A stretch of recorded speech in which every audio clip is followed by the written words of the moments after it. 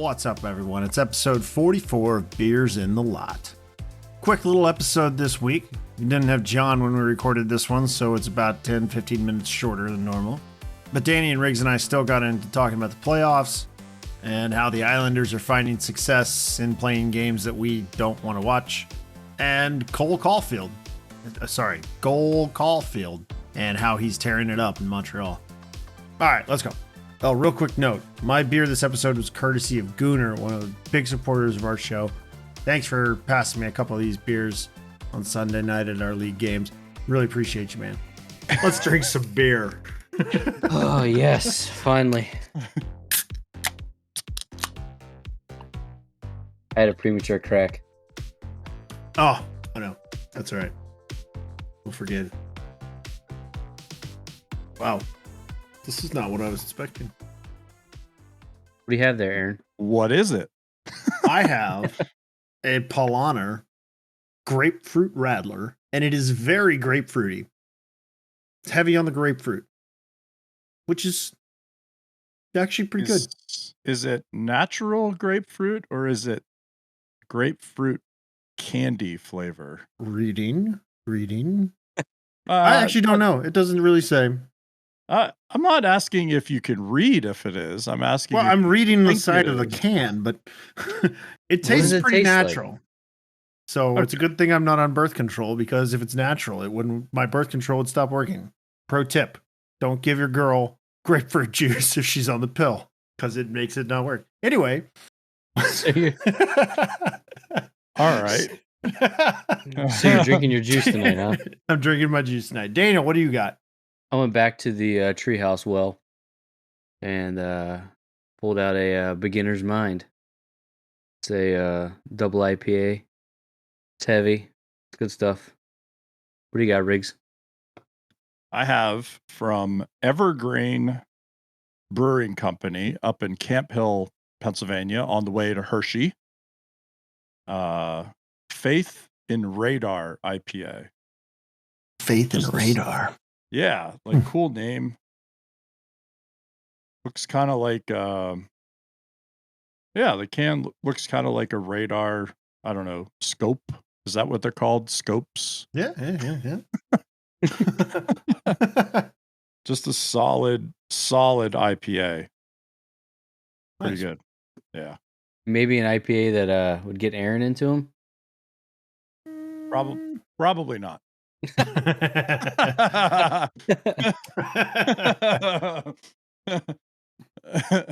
I'll try anything once.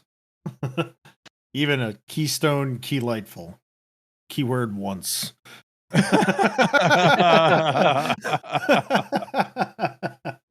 Even that was not good. That's no. Don't get that one. We're not tagging Keystone in the social media. Without John tonight. So unfortunately, Daniel, that means you're gonna have to talk a little bit. Oh god, no, that ain't me. That ain't me. We have like 45 minutes to fill in if John's not here.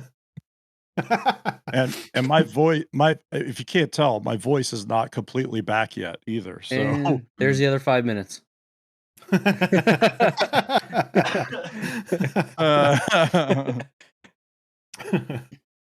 There's plenty to talk about though, because we missed out talking on the NHL for. I mean, we still talked about the NHL and the Cup and all that last week, but we didn't talk about the current playoffs or anything. So, lots happened since the last time we talked about it. Series have ended and all that. So, we're watching Tampa and the Isles play right now, actually. So, yeah, I think we're all kind of disappointed on how this round's series kind of ended up. It's certainly not what I think anybody really expected, which is good and bad, but I think it's a little more bad than good in this case, at least in my opinion. Not if you're an Isles, Habs fan or whatever. Yeah, I get it. Like, if you're fans of those teams, hooray for you. But like, you're the only one that wants this, right? Like, right, and I would rather see a Tampa Vegas Cup final than a Montreal and or New York Islanders Cup final, just because, and like the Isles have completely embraced the moniker of, boring hockey, and I Right. get it, because They're as winning. a fan, I benefited from Barry Trotz being in Washington and kind of playing that, hey, we're gonna win 1-goal games to get where we need to get to, and we're not gonna be super flashy and like all that kind of stuff. Even though when he was in Washington, he had a pretty good stable, right? Yeah, Yeah. Washington, he had a lot more talent than the So, Islanders have. but I think he still brought his style Right. to Washington, and it works, and I get it. And if you get lucky in a couple games, maybe you can advance to a third round, or maybe you can advance to a cup final. And then Montreal, obviously, right? Like, Carey Price has been playing out of his mind. Yeah. So that, I mean, I hate to say it that way, but that's kind of why they're there. And yeah, I don't know. I'm still a little upset that Toronto or Colorado didn't get through. Yes. Yeah. And Absolutely. just because, like, I want to see McKinnon, I want to see Matthews, I want to Right. see Marner, and and those guys are feeling some heat now from their fan bases and the media locally in those towns. I don't think it's justified, but that it is what it is. Right. I mean, we do get to see, on Tampa, we do get to see Kucherov, Braden Point, Victor Hedman, Vasilevsky's still playing well, Yeah. despite, Bassey's real He's good. he's amazing. right. I mean, so, and then, Vegas is just, they can roll 4 lines and Mhm. beat you. Mhm. And then they have Fleury in back. They're still entertaining, and when they're playing at home, the building's full. It's a crazy atmosphere, so you get all that energy. So yeah, that's cool, but I don't know, man. I'm still a little bent. How good does Barry Trotz look though right now? Like, if you look at his body of work over the last decade, I mean, how many finals trips, how many semifinals trips has Well, he made? I yeah. mean, Yeah. cups. He's man. There's He's no doubt looking he's a great Well, coach. really good right now. okay, but okay, let's really look at it, right? So the good stuff is he has, since he left Washington, right? That New York team has advanced each year, and Washington hasn't, right? And when Mhm. the last year is in Washington, okay, they finally get past the second round and they go win a cup. So he gets his cup. But before that, what did he do, right? The first couple of years he was in Washington, he didn't, I mean, the team didn't do anything, right? Like, they lost to Pittsburgh, second round exits, and Pittsburgh goes on and wins the cup. And then before that, in Nashville, I mean, his reputation was that he kind of held young players back and held that team back offensively. And that's why they never really, got over the hurdle. Okay. So he figures it out in Washington, and now he goes to New York, and, they benefit from some decent defensive play. He's got goalies there now. He's got Matt Barzell. Yeah, he's got talent in front You of him know, too. Beauvillier is playing pretty well. Pajot, Brock those guys are pitching in. Brock Nelson always shows Brock up Nelson's with his pitching potato in. Yeah. face. Yeah. I wasn't I wasn't gonna mention his face, but yeah. Well, I just don't like him because he always torches Pittsburgh. Yeah. He's one of those guys that Mhm. just always shows up when you But don't want him to. Oh, they got Cal Clutterbuck. I hate that yeah. guy. Yeah, but you know what I hate. He's a good player. That's why I hate him. No, he's not. Well, You know what I hate? You know what I hate He's a about player those you want three? on your team. You know what I hate about those three? They're Pierre Maguire and the idiots on NBC are always like, "Oh, that's the best fourth line in hockey." Ugh. But they get absolutely shelled in shot attempts. They get shelled. They do not have the puck. Yeah, they run around and hit people. It's because they don't have the puck. Because they're not good. So, like, can we shut up about them and talk about the middle six of the Islanders, which is actually driving that team? They're very similar to Vegas in that they get scoring from those top sort of 9 players. And that's what drives them. And then they get goaltending out of Varlamov. And I mean, everybody forgets, and it wasn't that long ago. It was only like a month ago. Sorokin won that first series for them. So, Yeah, true. hey, Because Varlamov played the games that they lost. yeah, Like, he was bad, but yeah. he wasn't bad, but he wasn't great either. He wasn't good. But Sorokin won it for them. Like, Yeah. So they got goaltending. They're pretty decent on the back end. They got Nick Leddy. They got Old Man Green. I mean, they're not right. They're no like Danny's laughing, but they're no slouch on the back end. So, I mean, one thing they do well is almost all the games that they play, they're getting outshot almost 2-1, and they just capitalize on the other team's mistakes. Yeah. They did that in the Pittsburgh series, and they continued to do it in the series after them, and then in this series, the first game, they just capitalized on Tampa's mistakes. Yeah. And we were talking about it before we started recording. Yeah. They're like, oh, it's got to be just infuriating to watch as a fan, because you have to feel like your team's losing the game most of the time until one of those chances goes your way.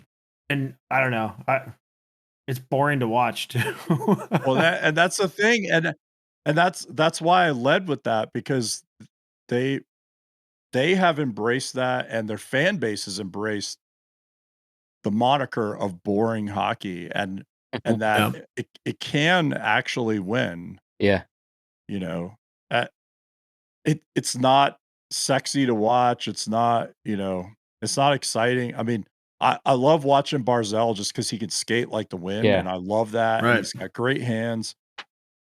But the rest of it's kind of boring. And, but they won the first game, and they're probably going to lose the second game, but they have a formula for success. So, yeah, they stole one in Tampa.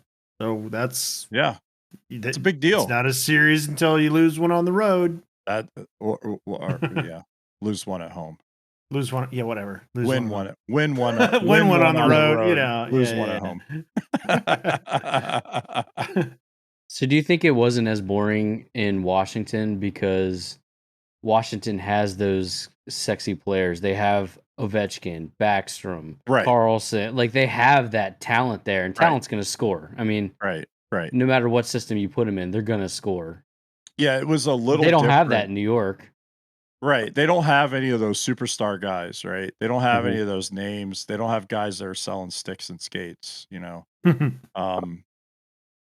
right. And I'm sure to New York Islanders fans, like, they're buying Pajot jerseys, and they're buying,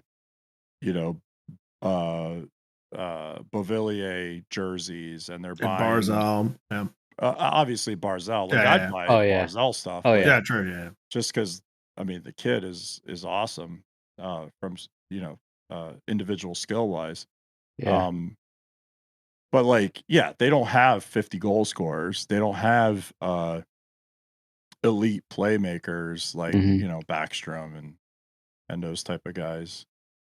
And also, I think the power play was a big thing too for Washington, right? Like, if you give them chances are they're going to score against you, especially in that year in those playoffs.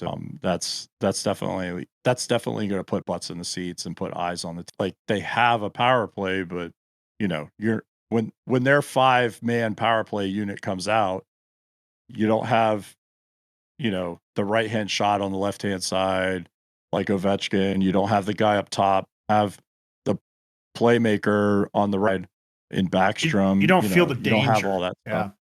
No. Other than you're down. It's not like, we've got to cover all these guys. It's not like we've got 5 stars to cover and only 4 dudes to do it. Right. No, it's more like, I'm covering who? What's his name? Never heard of him. Right. Wait, what number is he? Yeah. And that's not a knock against them. It's just the way it is. Yeah, it's just the way it is. They're generational talent. I mean, right. Yeah. They don't. Which there's only that many in the NHL. I mean, right. Not everybody can have one. They let that guy sign in Toronto.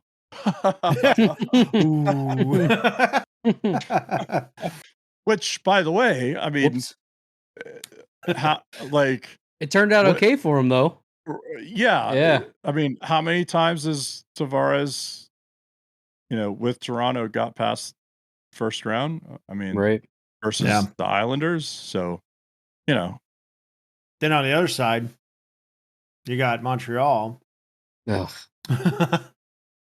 Who, apart from Cole Caufield, I have no interest in watching anything that they do. Who? Goal Caufield. Goal Caufield. If he's in the lineup, he's scoring. Yep. I don't care, man. He showed it. Mm-hmm. Showed it in that first game. I said it in our chat on Discord. It's like, why? Why didn't they put him in the lineup sooner? Oh my gosh. He's got 2 overtime points at this point, one of which is a goal. I mean, that kid needs to be in the lineup every game. He's a gamer. Yeah, he's he needs a sweater. Hey, think about the year that he has had, right? He starts the hockey season in NCAA with Wisconsin, the Badgers. But before that, he holds the all-time goals record for the U.S. national team development program. So the 4 years he was there, I think he started in the under 17s with the NTDP. He holds the all-time goals record for US NTDP. That's ahead of names like Kessel, Kane, Matthews, Eichel, like all these guys, right? That are American players. As Daniel, we don't have video, but flexes his USA hockey Daniel's shirt. Sticking his chest out because he has a USA hockey t-shirt on tonight. and so then he's at Wisconsin. He wins the Hobey Baker in 2021. Wisconsin didn't have that great of a team, so they didn't go very far in the tournament for NCAA, whatever. But before that, he wins World Junior Gold against Canada. I think I want to say he had 5 points in 7 games in that World Junior, something like that. He had 2 goals. I know that. He wasn't quite as prolific as everybody kind of thought he would be, but there were some huge names that he was, that also team, playing alongside with. I mean, obviously, some of those kids were just nuts. Right. So they win gold, right? 7. I mean, that's a big contribution to a gold run. Yeah. But think about his hockey season, right? He wins Hobey Baker in Wisconsin. He wins gold medal at World Juniors. He's in the 3rd round of the Stanley Cup playoffs in 2021. He scores his first Stanley Cup playoff goal in Vegas, full house. His parents and his brother Brock, who I think is still at Wisconsin, are in attendance. There's great video all over Instagram right now about those guys celebrating. I mean, that's a great year, Yeah. Yeah. Great story too. I love it. Anytime you're scoring in the postseason at all, it's great. You're scoring in overtime, it's even better. I mean, that's fantastic. Oh yeah. So he sets up how do you say that kid's name on Montreal? Kotkaniemi. Kotkaniemi. He sets him up on in an overtime goal for his first point in Stanley Cup playoffs. And then he scores his first goal against Vegas the other night. Like, Yeah. I don't know, man. He's what is he He's having a eating? year. What is he eating? Let me know what that is. Like, But he's also like, he's the poster child for USA Hockey's like, absolutely. do what he did and you will go far. And he's Absolutely. doing everything and he's going very, very far. Absolutely. So Absolutely. that's good for USA Hockey as well as, I mean, obviously it's good for him, but Yeah. that's good. It's a excellent example to be setting for American hockey players. Yeah, definitely. Hopefully, well, I don't want to say it like this, but unfortunately, he plays for a Canadian team and he plays for Montreal, so he might get buried a little bit.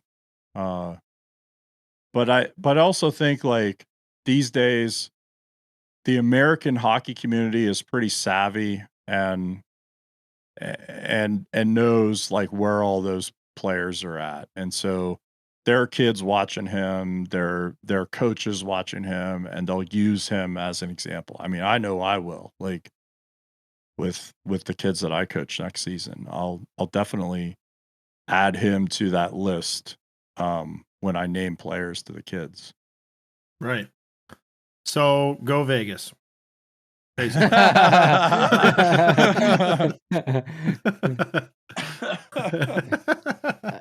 unless Gold Caufield scores all the goals. Unless Gold Caufield scores them all. I'm so indifferent. Like I just don't. Mm-hmm. I think the only thing I don't want is I don't want Tampa to go back to back. But at the same time, it's still kind of, I don't know. I wouldn't even care. I don't think. Because we haven't had a back-to-back since Pittsburgh. And then before that, it was Detroit. So it's not. Yeah, because Chicago didn't back-to-back. No, they were every other year. So it's Detroit. Not happening that often. So, like, I don't know. And I like players on that team. Like, I like Point. Braden Point's awesome. Like, Kucherov, Stamkos. I said it. I like all those guys. I said it before. Braden Point should have got the Conn Smythe. Yep. I mean, I understand the Victor Hedman pick, but Bill Kessel. I thought same thing. Oh yeah, well, getting snubbed. Yeah, same thing. Yeah. Well, his name wasn't Crosby or Malkin, so he wasn't getting it. Yeah. So who got it for Tampa? Hedman. Yeah. Which I get it. Maybe. Okay. He was kind of like the de facto captain since Stamkos wasn't on the ice very much through the playoffs. So I think that's kind of what it was. Right.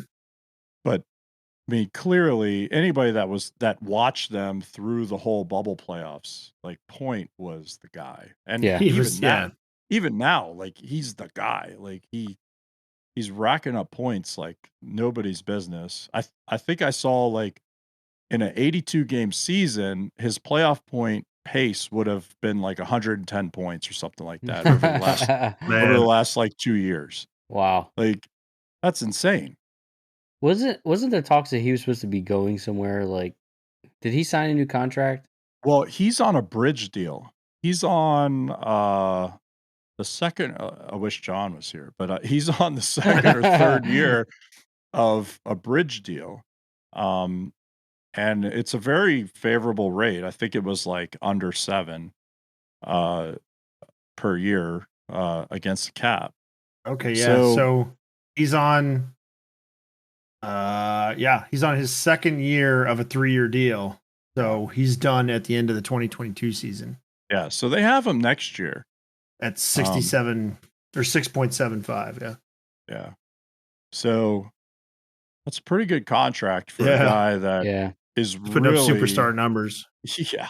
In the postseason. Yeah, especially when it matters. Yeah.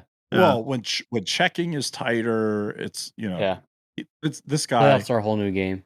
Like, some of the goals that he scores are just they're ridiculous considering the the playoff intensity, right? And the Right. atmosphere. He's not and supposed all to have kind of that stuff. kind of time and space, Right. but Right. finds it. Yep. I mean, I'm sure that our buddy Phil Pritchard probably wouldn't mind if Tampa wins. He can spend some time down in Florida. But I don't know, man. Things are loosening up here, so it might involve some travel this time. We'll see. Yeah. Trudeau said something just recently, I think a day or two ago, about starting to try to shoot for July 1 for Canada. That's Canada exciting. Day. Yeah. July 1, Canada Day. Yeah. Great day to do it. Yeah. Time to salvage the summer tourist season. Yeah. Yeah. Because I would like to go back to Toronto. Please. And thank you. Well, there you have it for episode 44. Thanks for listening. Be sure to check out beersandlot.com. That'll get you to our Discord and our Patreon site. And we will catch you next week.